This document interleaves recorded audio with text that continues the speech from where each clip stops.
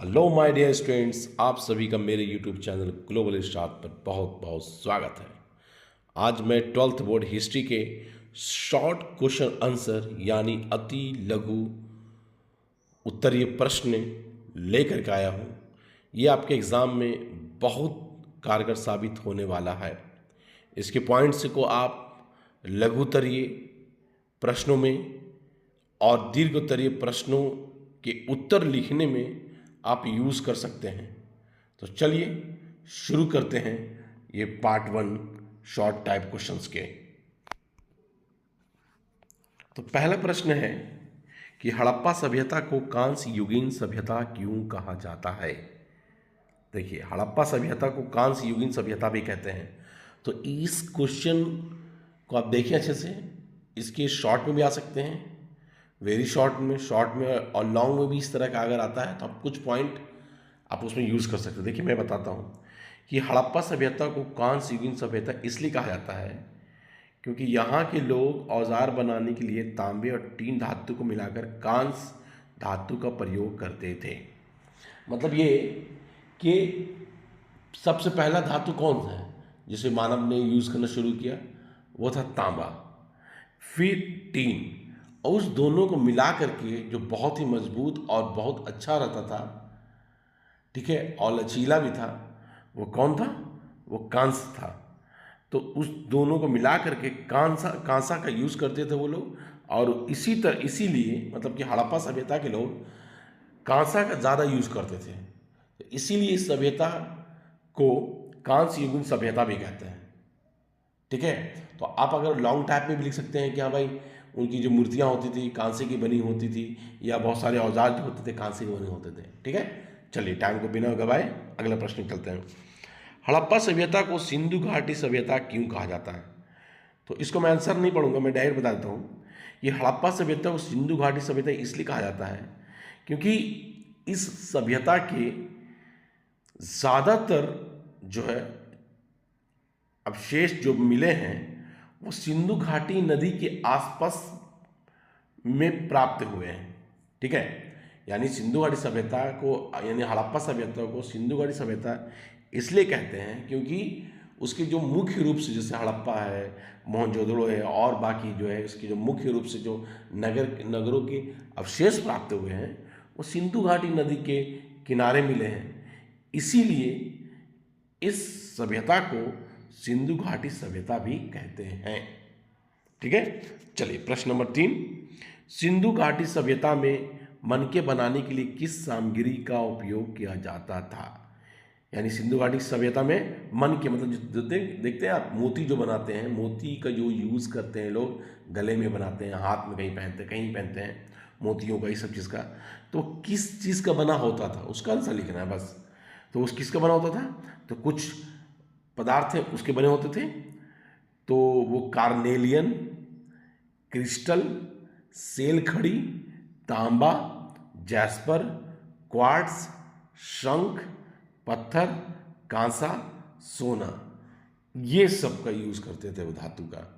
ठीक है, कांसा धातु, सोना जैसी धातु, ये सब का वो लोग क्या मनके बनाने में, मतलब मोतियों को बनाने में, वो पर्ल्स जो बोलते हैं, पल्स जो बोलते हैं, उसको बनाने में इसका उपयोग लोग करते थे सिंधु घाटी सभ्यता के लोग। ठीक है, सेल खड़ी है, तांबा है, जैस्पर है, आपका क्वार्ट्ज है, शंख है, ये सब चीज़ का, वो पत्थर है, कांसा है, इस सब चीज़ का वो लोग मोतियाँ बनाने में वो लोग इस्तेमाल करते थे।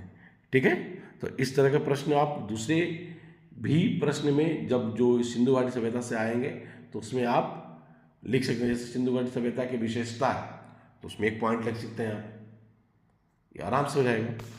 चलिए प्रश्न नंबर 4। सिंधु घाटी सभ्यता की उन स्थानों के नाम बताएं जहां सिंचाई के अंश पाए गए।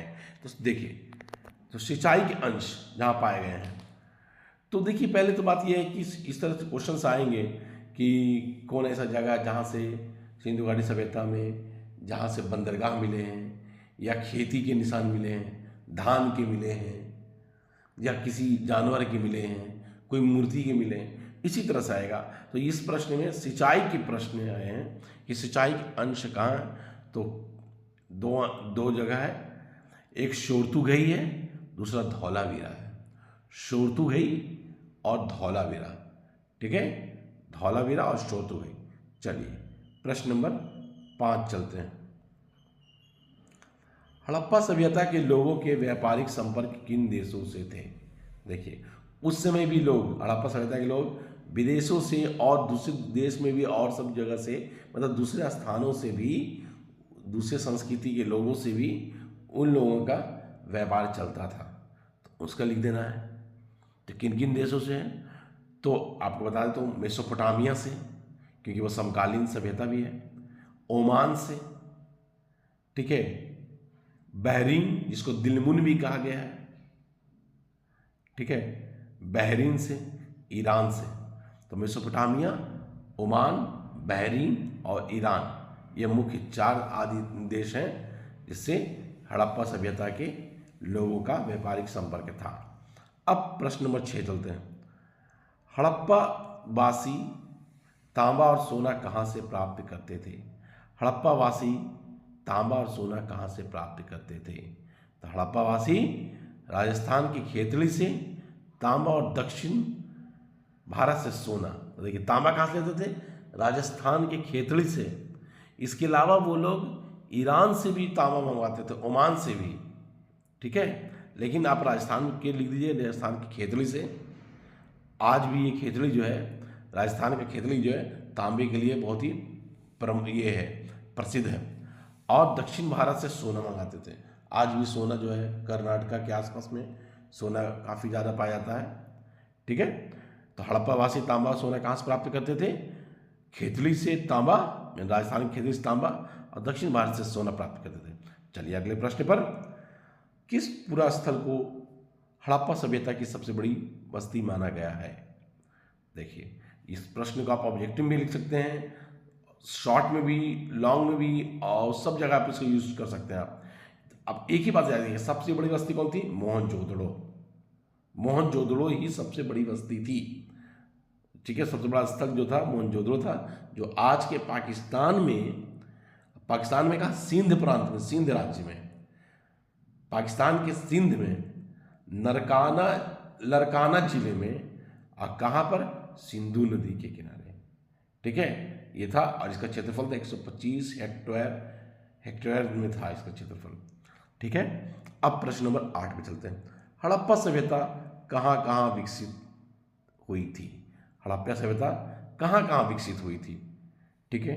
तो आप याद कीजिए कहाँ से कहाँ शुरू होती है।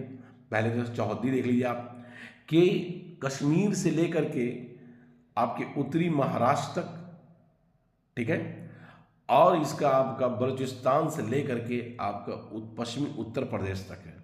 तो इसका आंसर बनाने के लिए ऐसे लिख सकते हैं आप कि हड़प्पा सभ्यता पाकिस्तान, दक्षिण अफगानिस्तान, गुजरात, राजस्थान, पंजाब, पश्चिम उत्तर प्रदेश में विकसित हुई थी, ठीक है। अब देखें हड़प्पाई लिपि की 2 मुख्य विशेषताएं बताएं। हड़प्पाई लिपि के 2 मुख्य विशेषताएं लिखें। देखिए लिपि, इन सब क्वेश्चन से आपके सब बहुत सारे आंसर बन सकते हैं, इसीलिए मैं समझा दे रहा हूँ। शॉर्ट आंसर से आपका पूरा चैप्टर कंप्लीट हो जाएगा। हड़प्पाई लिपि की 2 मुख्य विशेषता क्या थी? सबसे पहले तो आप कर लो कि इसके वर्णमाला को आज तक पढ़ा नहीं जा सका। आप सिंपल भी लिख देंगे ना कि इसके वर्णमाला को पढ़ा नहीं जा सका अभी तक, एक पॉइंट हो गया। दूसरा क्या है? ये दाएं से बाएं लिखी जाती थी, ठीक है, ठीक है। ये लिपि जो है दाएं से बाएं लिखी जाती थी, क्योंकि दाएं और अधिक अंतराल, जबकि बाएं और कम जगह मिला है। मतलब कि पहचान ये है कि क्यों है, ठीक है, इसे समझ लीजिएगा आप। तो इसको मैं आंसर पढ़ देता हूँ। देखिए 2 मुख्य विशेषता लिपि क्या है? कि इसको अभी तक पढ़ा नहीं जा सका है। दूसरा एक और भी कह सकते हैं, ये चित्रात्मक लिपि थी, ठीक है, पिक्चर्स के लिपि थी। दूसरा क्या, अब इसमें अगला पॉइंट लिख सकते हैं इसमें कि ये दाईं से बाईं, जैसे हम लोग हिंदी इंग्लिश बाएं से दाएं लिखते हैं, लेकिन ये दाएं से बाईं लिखी गई थी। ठीक है।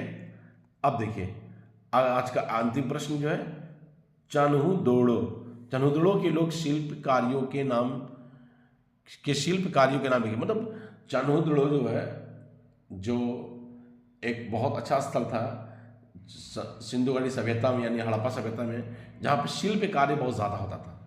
तो ये प्रश्न से भी आपको बहुत अच्छा होता है। तो चन्हुदोड़ो के लोग शिल्प कार्य के लिए क्या क्या बनाते थे? मनके बनाते थे, शंख की कटाई करते थे, धातु की पिटाई करते थे, मतलब धातु सामान बनाते थे, मोहर्रे का निर्माण करते थे, बाट मतलब बटखारा जो बोलते हैं, बटखारा, इसे तौलने के लिए ये सब चीज़ का ही वो चन्हुदोड़ो लोग करते थे।